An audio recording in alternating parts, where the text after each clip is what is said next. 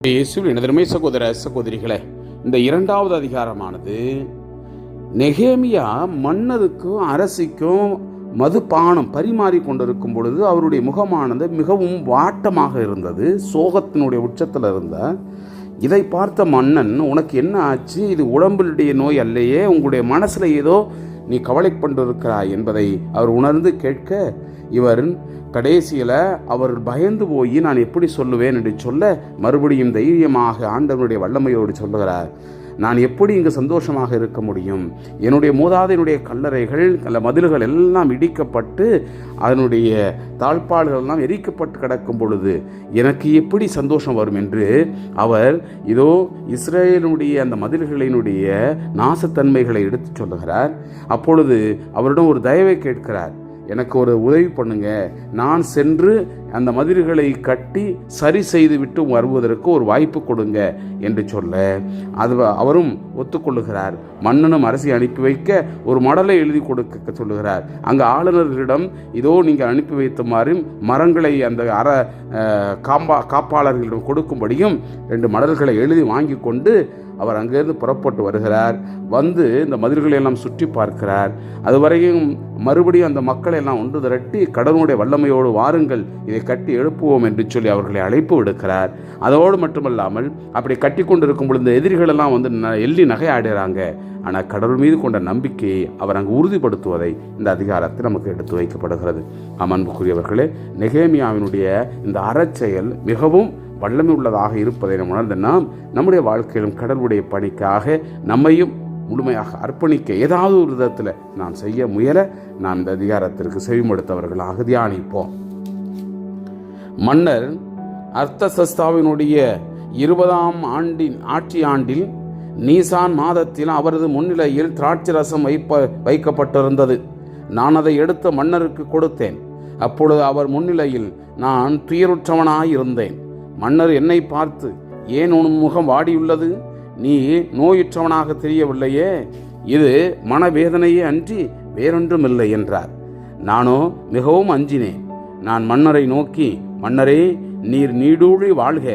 என் மூதாதையனுடைய கல்லறைகள் இருக்கும் அந்த நகர் பாழ்பட்டு கிடக்கும் பொழுது, அதன் வாயில்கள் தீக்கிரையாக்கப்பட்டிருக்கும் பொழுது என் முகம் எப்படி வாடாமல் இருக்கும் என்றேன். அதற்கு மன்னர் என்னை நோக்கி, உனக்கு என்ன வேண்டும் என்றார். அப்பொழுது நான் விண்ணக கடவுளிடம் வேண்டினேன். நான் மன்னரை பார்த்து, நீர் மனம் வைத்தால், உமது பார்வையில் அடியேனுக்கு தயவு கிடைத்தால், என் மூதாதினுடைய கல்லறைகளை கொண்டுள்ள அந்த யூதாவினுடைய நகரை கட்டி எழுப்ப என்னை அனுப்பும் என்று கூறினேன். அப்பொழுது மன்னரும் அவர் அருகில் அமர்ந்திருந்த அரசியும் என்னை பார்த்து, உன் பயணத்திற்கு எத்தனை நாட்கள் ஆகும்? எப்பொழுது நீ திரும்பி வருவாய் என்று கேட்டனர். மன்னர் என்னை அனுப்ப விரும்பியதால் திரும்பி வரும் காலத்தை அவரிடம் குறிப்பிட்டேன். மீண்டும் மன்னரை பார்த்து, உமக்கு மனமிருந்தால் நான் யூதாவை அடையும் வரை பேராற்றினுடைய அக்கறை பகுதியில் உள்ள ஆளுநர்கள் எனக்கு வழிவிட வேண்டும் என மடல்கள் கொடுத்தருளும். கோவிலினுடைய கொத்தள கதவுகளுக்கும் நகர் மதிலினுடைய கதவுகளுக்கும் நான் தங்கவிருக்கும் அந்த வீட்டின் கதவுகளுக்கும் குறுக்கு சட்டங்கள் அமைக்க தேவையான மரங்களை எனக்கு கொடுக்கும்படி மன்னருடைய காடுகளுக்கு காவலரான ஆசாப்புக்கும் ஒரு மடல் கொடுத்தரலும் என்றேன். கடவுளுடைய அருட்கரம் என்னோடு இருந்ததால் மன்னரும் அவ்வாறே கொடுத்தார். பேராற்றின் இக்கரை பகுதியில் ஆளுநரிடம் வந்து மன்னருடைய மடல்களை அவர்களிடம் தந்தேன். மன்னரோ என்னோடு படை தலைவர்களையும் குதிரை வீரர்களையும் அனுப்பி வைத்திருந்தார். ஓரோனியனான சன்பலாற்றும் அம்மோனியரான தோபியா என்னும் அரசு அலுவலனும் அதை கேள்வியுற்ற போது, இஸ்ரேல் மக்களுக்கு நன்மை செய்ய ஒருவன் வந்துவிட்டானே என்று எரிச்சலுற்றனர். நான் எருசலேமுக்கு வந்து அங்கே 3 நாட்கள் தங்கியிருந்தேன். நான் எருசலேமுக்கு செய்யுமாறு கடவுள் என் உள்ளத்தில் தூண்டியிருந்த எதையும் நான் ஒருவருக்கும் சொல்லவில்லை. ஓரிரவு நான் எழுந்து சில ஆட்களுடன் புறப்பட்டு சென்றேன். நான் ஏறி சென்ற அந்த விலங்குகளை தவிர வேறொரு கால்நடையும் என்னிடம் இல்லை. நான் இரவில் பள்ளத்தாக்கு வாயில் வழியாக வெளியே சென்று அரக்கப்பாம்பு நீரோற்றை கடந்து குப்பைமேட்டு வாயிலுக்கு வந்தேன். அங்கிருந்து இடிந்து கிடந்த எருசலேமினுடைய மதில்களையும் தீக்கிரையாக்கியிருந்த அதனுடைய கதவுகளையும் பார்வையிட்டேன். அங்கிருந்து ஊருணி வாயிலுக்கு அரசரினுடைய குலத்திற்கும் சென்றேன். ஆனால் நான் சவாரி செய்த விலங்கு செல்வதற்கு பாதை இல்லை.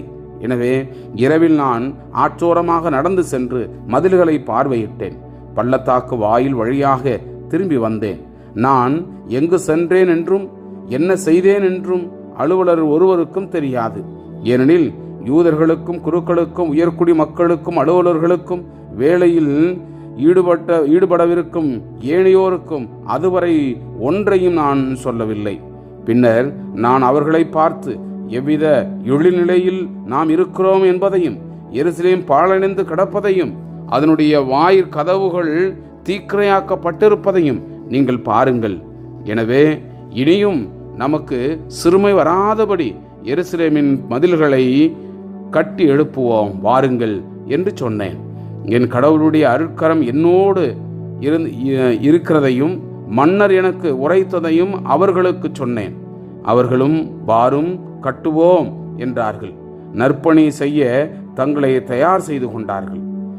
ஒரோனியனான சன்பலாற்றும் அம்மோனியனான தோபியா என்னும் அரச அலுவலனும் அராபியனான கெசேமும் இதை கேள்வியுற்று எங்களை எள்ளி நகையாடினர். நீங்கள் என்ன காரியம் செய்கிறீர்கள்? நீங்கள் மன்னருக்கு எதிராக கலகம் செய்ய போகிறீர்கள் என்று கேட்டனர். நானோ அவர்களுக்கு மறுமொழியாக, விண்ணக கடவுள்தாமே எங்களுக்கு வெற்றி அளிப்பார். அவருடைய ஊழியர்களாகிய நாங்கள் கட்டட வேலையை தொடங்கப் போகிறோம். உங்களுக்கு எருசலேமில் பங்கில்லை, உரிமை இல்லை, நினைவு சின்னமும் இல்லை என்றேன். Praise the Lord. இயேசுவுக்கே புகழ். மரியே வாழ்க.